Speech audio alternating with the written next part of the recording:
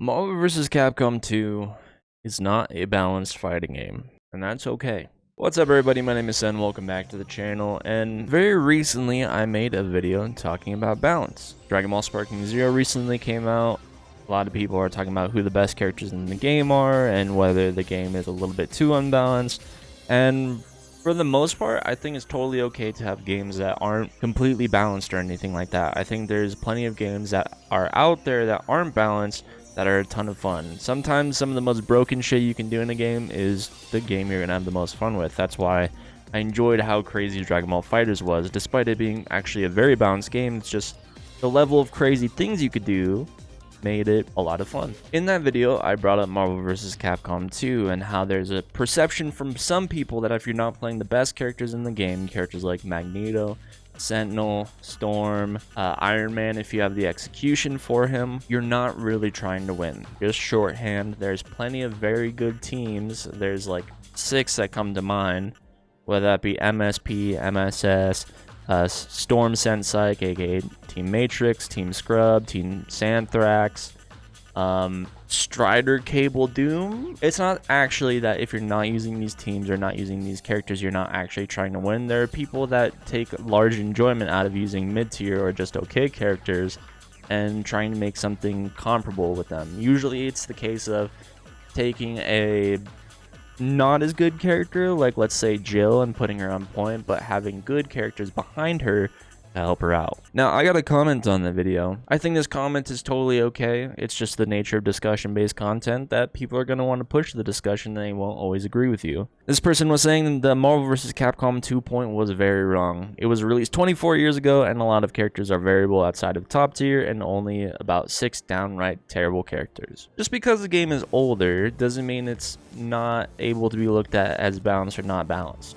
And just because the game is not balanced doesn't mean it's not good. So in the olden days, honestly, up until the PS3 and Xbox 360 generation, patch culture didn't really exist. And even in the 360 and PS3 generation, the patching of games was pretty sparse, actually. A company like Capcom would choose to make different iterations of their game, being Street Fighter 4 and Super Street Fighter 4 and even Ultra, where they would make patch adjustments there. They would choose to make a whole new game versus send out a patch online to the existing game. This would not only include things like nerfs and buffs, but add different mechanics and also new characters to the roster as well. It really wasn't until the Xbox One/PS4 generation that patch culture became normal. Saying a lot of characters are variable outside of top tier and only having 6 downright terrible characters is kind of the point of what I'm making. That just says there's a very vast mid-tier, but that doesn't disprove that the characters at the top of the list are playing a completely different game than the characters in the middle or the low. And saying there's 6 terrible characters in the game also kind of furthers the point as well. In a game in today's day and age, sure, there'd still be a bottom tier, but every character is perfectly playable. All this to still say it's okay to have broken games. Like, some of the people that are most affectionate about these games call the shit that they do broken or cheap or unbalanced. It's okay. The netcode literally cannot handle Magneto. You can't see that motherfucker. Are you kidding me? With that said, this is the game I'm having the most fun with out of any fighting game I'm playing. I'm having more fun with this than Street Fighter 6, Tekken 8, Dragon Ball FighterZ in recent years. You don't actually have to play top tier in this game. Like yesterday, I was playing Jill. I was just recording some matches for a future video, and I was having a great time. I was running Jill, Gambit, Cable, or Jill, Cable, Iron Man, or any mix of those characters. You know, I'd even throw in some Cyclops just because I know how to play a little bit of Cyclops. But the cool and fun thing is you could pick a mid-tier character that's just okay and then put them behind a halfway decent shell like Doom, or, you know, Cable, for example. And that shell makes that initial character much more viable. I mean, there's plenty of good Spider-Man players. The perception of Spider-Man has gone up a lot over the years. But I don't think there's anyone that thinks Ryu's, like, a really good character or anything like that. Like, everyone knows he has a good super. I mean, look at also Captain Commando. A lot of people would not use Captain Commando if it was not for his assist. Fuck it, let's play a game.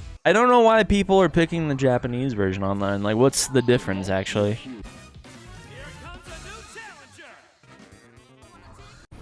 Ooh, BB Hood. I don't know how to fight BB Hood.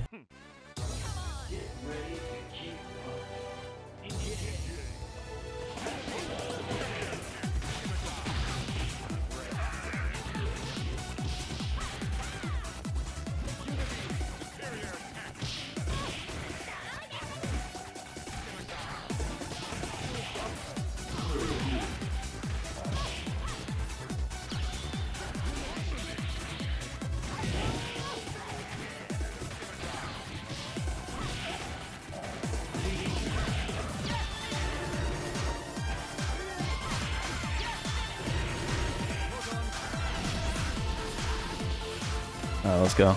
Lock me in. Nice, okay. I'm there.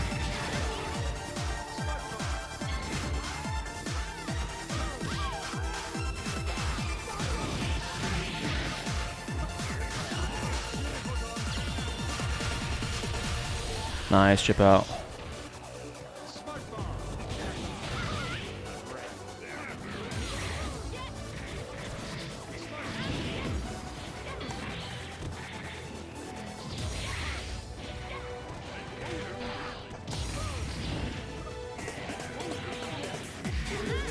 Trying to get out, you motherfucker.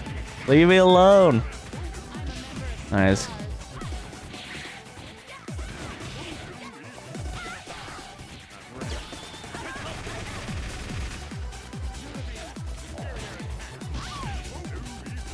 Dude, everyone has better air dares than I do.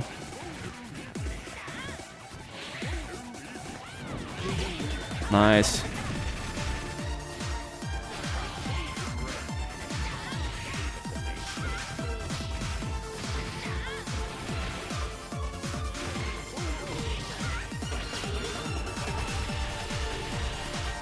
That's super minus, by the way.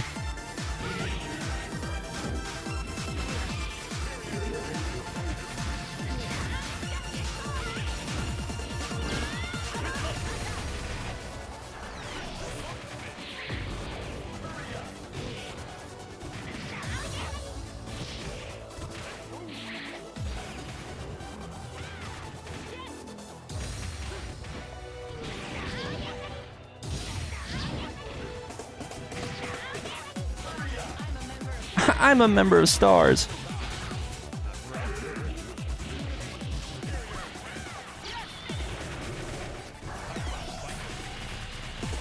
Nice.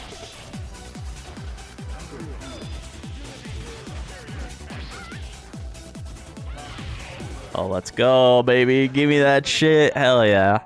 Dude, I had to lock in, though. I'm not gonna lie. That was fun, though. I'll run it up. You wanna run the set? Come on, you know you want to. You know it was fun. Come on. I see how it is. You motherfucker.